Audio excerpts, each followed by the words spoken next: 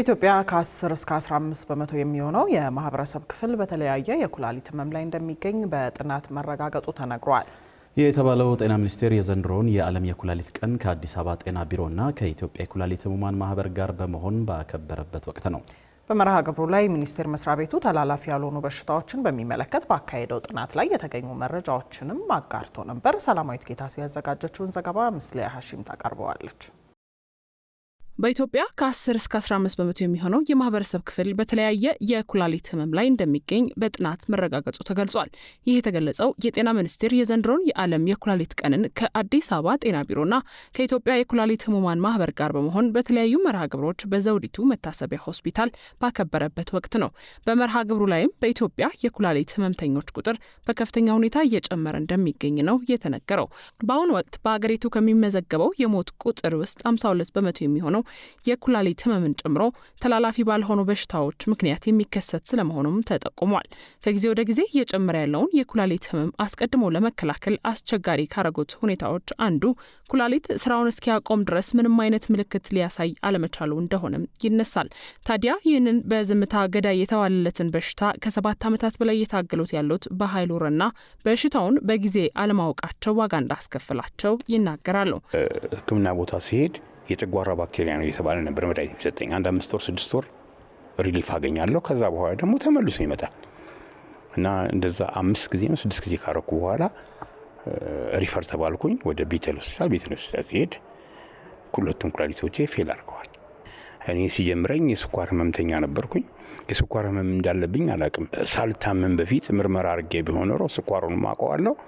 ስኳሩም ሳይሄድ ማስተካከል ይችል ነበር። በሽታው ከቤተሰባቸው ከስራቸው እንዲሁም ከማህበራዊ ህይወታቸው እንዳራቃቸው የሚናገሩት በኃይሉ ረና በሽታው ከአካላዊ ህመም ባለፈ ስነልቦናዊ ጉዳትም እንዳለው ያነሳሉ። በኢኮኖሚ የተነሳ ከቤተሰብ ጋር ትለያያለሽ፣ ከምትወጃቸው ጓደኞች ትርቂያለሽ። ማህበረሰቡም ያው አዌርነስ ስለሌለው ይርቅሻል። ሁሌ ስትቀርቢው ለገንዘብ ጥያቄ የምትቀርቢ ነው የሚመስለውና ያ ደግሞ ሳይኮሎጂካሊም አንቺን ይጎዳሻል። ከስራ ውጭ አድርጎኛል። ስራ ነበረ። አሁን ላይ ስራ አልሰራም። 7 ዓመት ከ6 ወር ስራ ላይ ያለሁት።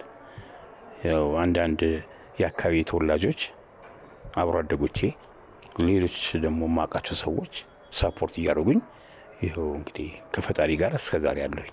የጤና ሚኒስቴር በማይተላለፉ በሽታዎች ላይ ባካሄደው ጥናት መሰረት የኩላሊት ህመም ካለፈው 10 ዓመታት ጀምሮ አጋላጭ ሁኔታዎቹ መጨመራቸውን የሚኒስቴር መስሪያ ቤቱ የበሽታ መከላከል መቆጣጠርና ተላላፊ ያልሆኑ በሽታዎች ኃላፊ ዶክተር ሰላማዊት አየለ ገልጸዋል።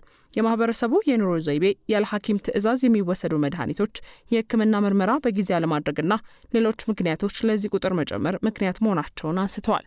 ያሉት እነዚህ ተላላፊ ያልሆኑ በሽታዎችን አጋላጭ የሆኑ መንስኤዎች ያሉበትን ደረጃ ጥናት አካሂደናል። እነዚህ ጥናቶችም በቅርብ ይፋ አድርገናል። በደንብ እንደሚያሳዩት ከባለፈው 10 ዓመት ጀምሮ የበሽታው አጋላጭ መንስኤዎችን መጨመሮቻቸውን እንዲሁም ደግሞ ማህበረሰቡ ላይም ሰፊ ስራ መሰራት እንዳለበት በደንብ ያሳያል። በተለይም ከኩላሊት ህመም ጋር ተያይዞ የጨው አጠቃቀም ከፍተኛ መሆኑን ጥናቱ ያሳያል። በቂ የሆነ ደግሞ የአካል ብቃት እንቅስቃሴ አለማድረግ፣ በጊዜ ህክምናን አለመፈለግ፣ እነዚህ እንደ ምክንያት በጥናቱም ላይ የተገኙ ፋይንዲንጎች ናቸው።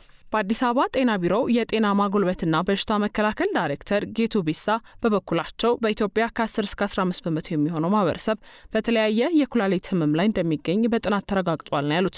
በተለይ በመዲናዋ ባለው ጤናማ ያልሆነ የኑሮ ዘይቤ ምክንያት የኩላሊት ህመም ቁጥር እየጨመረ መሆኑን አንስተዋል። ጥናቶች እንደሚያመላክቱት በሀገራችን ኢትዮጵያ ከጠቅላላው ህዝብ ውስጥ ከ10 እስከ 15% የሚሆነው በተለያዩ የኩላሊት ህመም ደረጃ ላይ ይገኛል።